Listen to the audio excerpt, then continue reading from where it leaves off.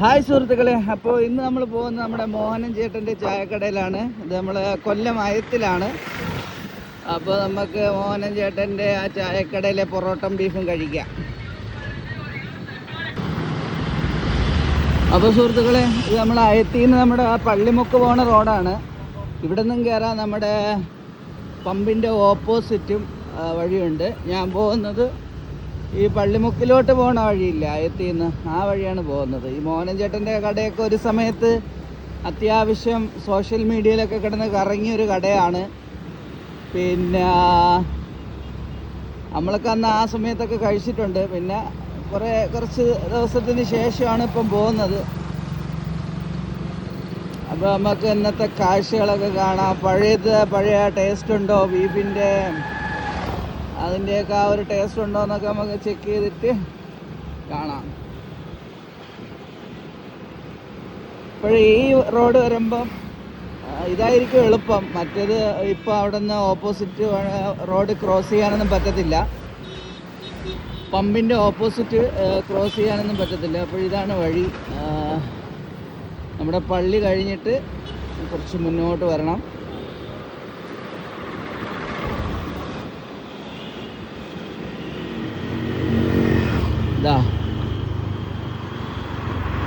ഈ ഒരു ഷോപ്പിൻ്റെ യുണീക്ക് എന്ന് പറയുന്ന ഷോപ്പിൻ്റെ സൈഡിൽ കൂടെ ഇങ്ങനെ ഇറങ്ങണം.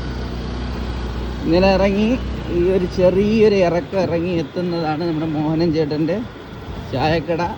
നമ്മൾ നേരത്തെ പറഞ്ഞ പോലെ നമ്മൾ മുമ്പൊക്കെ വന്ന് കഴിച്ചിട്ടുണ്ടായിരുന്നു. പിന്നെ ഇടയ്ക്കൊരു ഗ്യാപ്പ് ഉണ്ടായിരുന്നു. പിന്നെ കുറേ നാളുകൾക്ക് ശേഷമാണ് ഇപ്പം വരുന്നത്. നോക്കാം.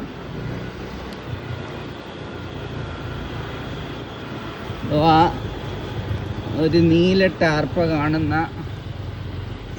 ഈ ഒരു സംഭവമാണ് നമ്മുടെ മോഹനൻ ചേട്ടൻ്റെ ചായക്കട.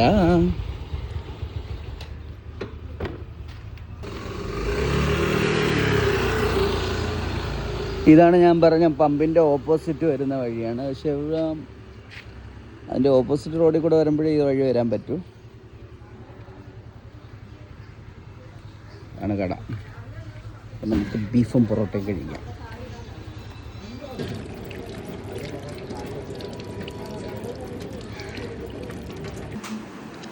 അപ്പോൾ ഇതാണ് ഇവിടുത്തെ സ്പെഷ്യൽ പൊറോട്ടയും ബീഫും.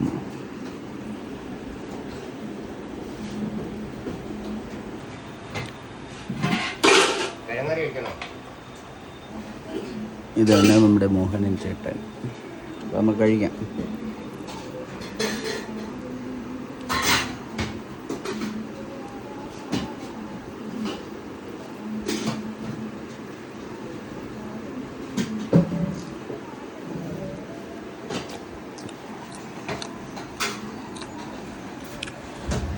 ഒന്നും പറയില്ല, നമ്മൾ മുമ്പ് കഴിച്ച എന്ത് ടേസ്റ്റാണോ അത് തന്നെ എപ്പോഴും കൊള്ളാം. സൂപ്പർ.